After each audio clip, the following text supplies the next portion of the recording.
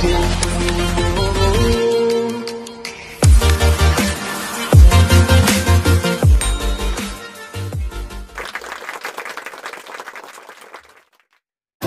pagi, kembali lagi bersama saya Agung Surya Gumelar dalam acara Beyond Education Podcast yang selalu sharing-sharing materi tentang parenting, coaching, dan motivating. Dan ada juga beberapa pertanyaan dari para viewers semuanya. Beyond Education Podcast, kami ucapkan terima kasih banyak yang sudah bertanya. Dan juga ada sesi Q&A juga, ada sesi membahas tentang pendidikan juga, membahas tentang isu-isu yang terbaru. Pokoknya semuanya ada di Beyond Education Podcast. Tapi yang lebih kita sering upload itu adalah tentang Q&A gitu ya, tentang question and answer, karena di sini kami ingin membuka seluas-luasnya kesempatan untuk para viewers semuanya di Education Podcast bertanya, silahkan, atau konsultasi silahkan, atau ingin masalahnya kita bantu ingin masalahnya kita maksudnya sharing-sharing masalah dengan kita, ingin mencari jawaban jalan keluar, silahkan. Jadi jangan takut atau jangan segan atau jangan malu, langsung saja di link deskripsi bawah ada emailnya, ada WA-nya, ada Telegramnya juga, dan ada juga beberapa link, ada juga link artikel juga di sana, langsung diisi saja ketika ingin bertanya. Nah, ketika ingin bertanya pun dilampirkan ya nama, terus pertanyaannya yang sangat jelas atau misalnya yang detail atau yang benar-benar langsung pada poinnya, tidak jadi masalah, tapi pertanyaannya sebisa mungkin yang jelas gitu, agar kami membahasnya pun enak, tidak kemana-mana. Biasanya sih yang membuat kemana-mana kami juga. Tidak apa-apa, jadi pertanyaan yang jelas, sertakan nama silakan, atau misalnya ada beberapa pertanyaan sensitif, silakan ditanyakan saja, tidak jadi masalah. Nanti kita akan olah lagi pertanyaannya, akan diambil materi-materinya saja gitu. Jadi kan ada beberapa kemarin itu saya cek masuk pertanyaan yang sensitif ya. Sensitif ini ya bukan tentang sara bukan ya, tapi sensitif ini adalah tentang pribadi atau sesuatu yang memang pribadi. Nah, ketika ada pertanyaan itu, kami di Education Podcast akan mensortirnya dan akan mungkin yang kita akan bahas adalah secara generalnya. Jadi tidak akan menyalahkan salah satu pihak yang bertanya, atau misalnya menyalahkan yang disalahkan oleh penanya gitu kan. Bisa aja dia nyalahin bahwa misalnya si A melakukan ini kepada saya gimana. Nah, itu sesuatu yang sensitif, nanti kita akan bahas, tapi dibahasnya itu adalah dengan cara membahas secara generalnya saja. Jadi tidak Beyond Education Podcast tidak akan memihak ke siapapun, tidak akan menyudutkan pihak manapun. Jadi kita tetap pada kondisi sharing dan berbagi saja.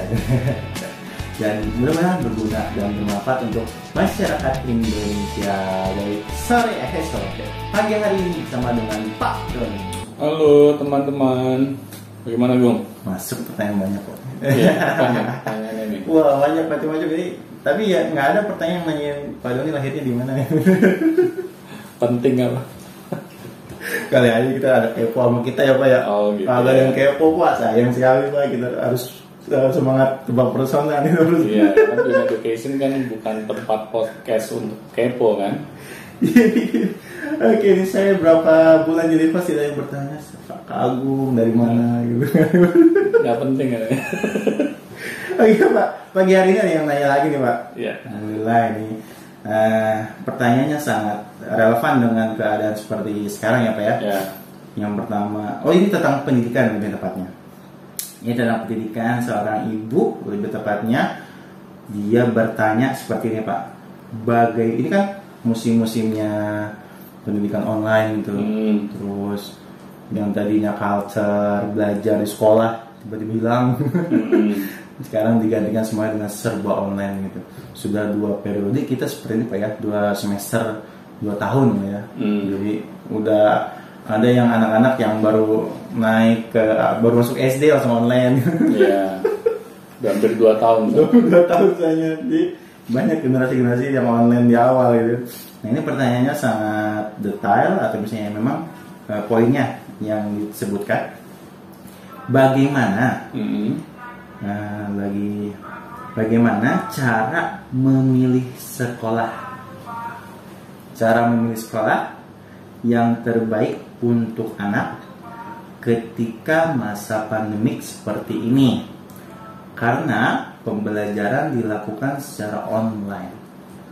Oke. Dan mungkin di sini ditambahkan lagi, bukan mungkin ya, di sini ditambahkan lagi bahwa karena saya sangat khawatir dengan kualitas sekolah saat online kayak seperti ini, anak saya tidak bisa mengembangkan potensinya dan tidak nyaman belajar di sekolah tersebut. Jadi mohon petunjuknya bagaimana cara memilih sekolah yang tepat untuk anak saya.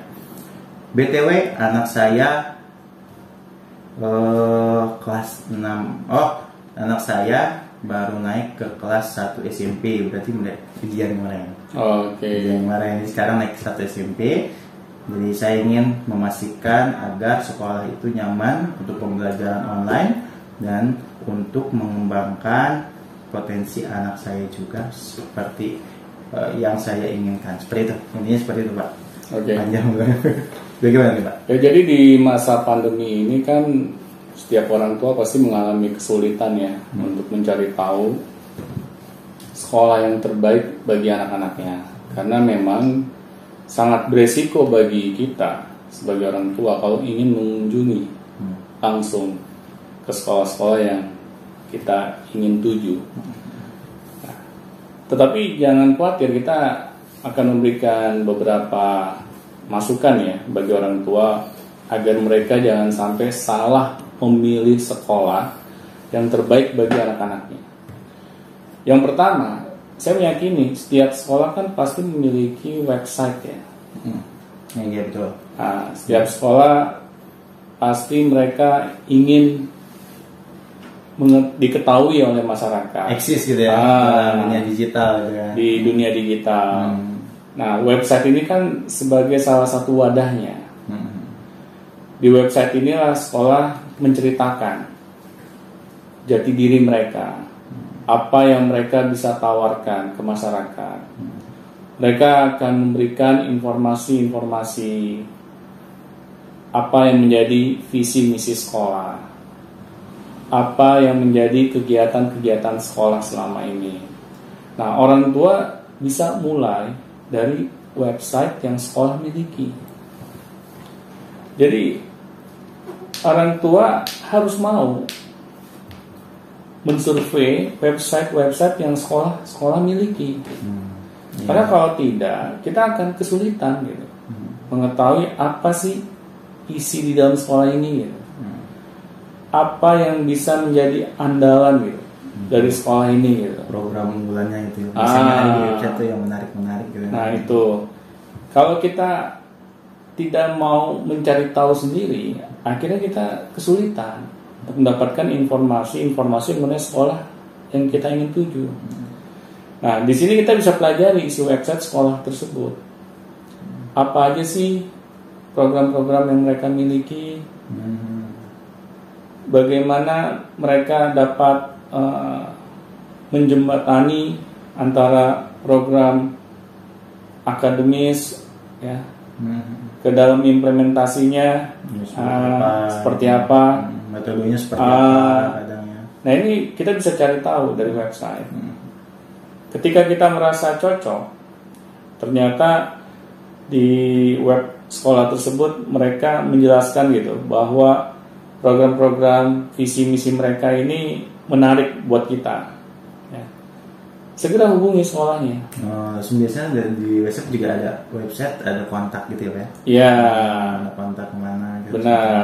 Kita bisa mencari tahu langsung apakah benar gitu isi dari website yang mereka sudah pelajari. Mereka kan ingin tahu langsung dong, ya, dari orang-orang yang berada di sekolah tersebut. Jadi mereka ingin double check lah. Nah, dari situ kita bisa tanya mengenai hal-hal yang kita ingin tahu. Karena biasanya antara web dengan orang-orang yang akan in charge di sekolah tersebut kadang nggak nyambung juga gitu. Iya.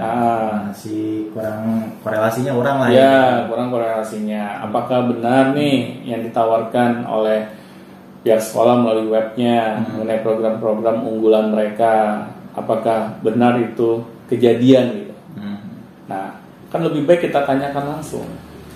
Karena ketika kita menanyakan langsung, biasanya sulit bagi orang ketika ingin menjawabnya. Kita mengada-ngada. Karena kita langsung nanya gitu Karena kita langsung nanya. Ya, kita bisa detail menanyanya. Ya, kita nggak usah khawatir kan nanya nggak bayar. Dan kita juga nggak dimarahin. Nah, kita juga nggak dimarahin gitu. Kita jangan telan mentah-mentah apa yang web sekolah tersebut tawarkan. Harus kritis ya, Pak? Jadi kita harus kritis. Nah, di sini kan akhirnya ketika kita mendapatkan semua informasi yang kita butuhkan, tanyakan ke pihak sekolah, apakah ada program trial. Oh, jadi setelah lihat website, lihat profilnya, lihat semuanya, terus tanyakan kontak, terus tanya trialnya itu ya? Iya. Trial class maksudnya itu, Pak? Iya, trial class. Jadi kita kan juga ingin tahu dong pendapat dari anak kita.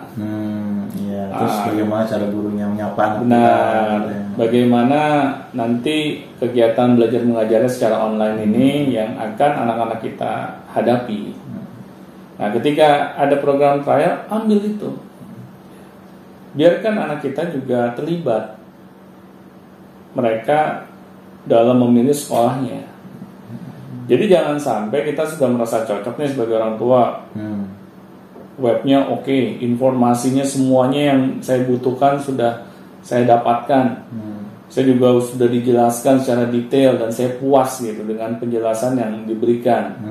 Nah, berikutnya kita kasih kesempatan anak kita untuk melakukan trial di sekolah tersebut. Iya, biarkan anak kita mengobservasi juga ya, Pak. Benar. Betul. Karena kan yang nantinya belajar anak-anak kita. Iya, bukan orang tuanya kan. Iya. Jadi kalau si anaknya saja tidak merasakan secara langsung, nanti bagaimana dia akan menjalani hari-harinya? Kalau di sekolah kan setiap hari kan? Iya. Sampai statusnya sampai Jumat. Apalagi online. Wah. Online ini kan berbeda ya secara offline ya. Betul. Kalau sampai si pendidiknya tidak dapat mendelivery KBM-nya itu dengan baik secara online, pasti yang menderita tuh anak-anak kita. Anak-anak kita akan tersiksa gitu. Ya secara offline aja di dalam kelas saya dari pagi sampai sore itu sudah tersiksa ya. Meskipun kita bertemu secara fisik, apalagi secara online. Kalau misalnya si gurunya tidak dapat menggrab perhatian anak-anak didiknya dengan baik, akhirnya jangan anak-anak didiknya pada tidur lagi. Iya, yang ada kan anak didiknya daripada guru kan nonton TV. Iya, jangan di off kan kamera. Gitu. Iya, banyak lebih banyak tantangan gitu kan. Benar. Betul. Iya. Nah di sini memang diperlukan guru-guru yang berdedikasi kepada anak-anak didiknya. Nah kita bisa mengetahui itu dengan cara kita tanya anak-anak kita setelah melakukan kegiatan belajar secara online. Trial itu ya Pak? Pas trial itu bagaimana pendapatmu nak? Apa yang kamu rasakan? Apakah kamu menikmati? Bagaimana cara guru kamu menyampaikan pelajarannya? Nah dari situ kita bisa tahu info-info mengenai cara gurunya mengajar. Ternyata anak kita senang, anak kita antusias. Dari situ ada satu tanda gitu yang bisa kita gunakan bahwa sekolah ini kemungkinan besar cocok bagi anak kita. Tetapi kalau anak kita pas ditanya, udah deh ya, kayaknya bikin bosen nih gurunya, gak asik. Saya saking memperhatikan si guru, saya mau sekala mimpi ya. Banyak yang kayak gitu. Iya. Nah di sini kan kita bisa melihat bahwa anak kita saja itu tidak menikmati gitu selama pembelajarannya. Kalau seperti itu di trial pertama aja keadaannya sudah membuat anak kita masuk ke alam mimpi gitu, ya lebih baik jangan diteruskan. Karena kan yang nanti akan sekolah anak kita. Ya meskipun kita udah cocok nih dengan sekolahnya, tetapi kita juga tidak boleh dong memutuskan sekolah bagi anak kita suara terbanyak itu adalah suara orang tuanya. Iya, umumnya sih seperti itu, Pak. Iya. Jadi misalnya orang tuanya ada temennya gitu kan, anaknya di situ juga ikut-ikutan gitu. Iya, nggak bisa seperti itu. Iya, anak lo di sini, gue ikut ke sana. Dia anak korban gitu kan. Iya. Disuruh sekolah di sana karena orang tuanya punya teman di situ, anaknya di situ juga. Benar. Kalau memang apa yang anak kita utarakan masuk akal. Iya. Misalnya si anak ini mengatakan bahwa gurunya ini kurang asik. Kurang bisa mendeliver pelajaran ini dengan baik. Nggak jelas. Nggak jelas. Saya nggak paham. Nah, di sini kan anak kita sudah merasakan bahwa dia ada hal yang ketidakcocokan gitu. Di sini kita jangan maksa anak kita gitu. Untuk terus kamu ikut trial yang berikutnya sampai kamu menikmati gitu kan, sampai kamu suka. Iya. Nggak bisa seperti itu, kecuali alasan anak kita ini nggak masuk akal. Misalnya teman-temanku pada sekolah di sini, ayah bunda, jadi saya pengen di sini, pokoknya di sini, nggak peduli mau bagus ke mau enggak, pokoknya karena teman-temanku di sini aku harus di sini. Nah, di sini baru orang tua bisa berargumen pada anak. Nah, kamu kan sekolah tujuannya apa sih? Nah, mau main apa mau belajar? Mau kumpul-kumpul atau iya. Kan di sekolah ini bukan ajang tempat bermain saja. Kamu tuh harus dapat menimba ilmu gitu di sekolah. Tetapi kalau kamu saja tidak dapat menimba ilmu dengan baik, kamu hanya senangnya bermain, ya mendingan kamu nggak usah sekolah. Ya udah sana, kamu banyakin main, sekolah nggak penting. Jadi di sini yang ayah bunda minta, yang penting kamu menikmati selama belajar di sekolah tersebut. Itu yang ayah bunda inginkan. Ayah bunda nggak menuntut macam-macam. Kamu harus ranking sekian, kamu harusnya menjadi yang terbaik, tidak. Tapi kamu menikmati yang namanya belajar. Karena ketika kamu menikmati kegiatan belajar, kamu jangan khawatir gitu. Kamu akan menambah wawasan yang kamu miliki, menambah keilmuan yang kamu miliki, itu sebagai bekal kamu di masa depan. Jadi kita pun harus menstimulus anak untuk memikirkan masa depannya gitu. Iya, harus itu. Jangan cuma main. Iya, kita boleh sayang sama anak. Iya. Ya, tetapi kita jangan sampai juga menjerumuskan anak secara nggak sadar. Jadi kita membiarkan anak itu semau gue gitu.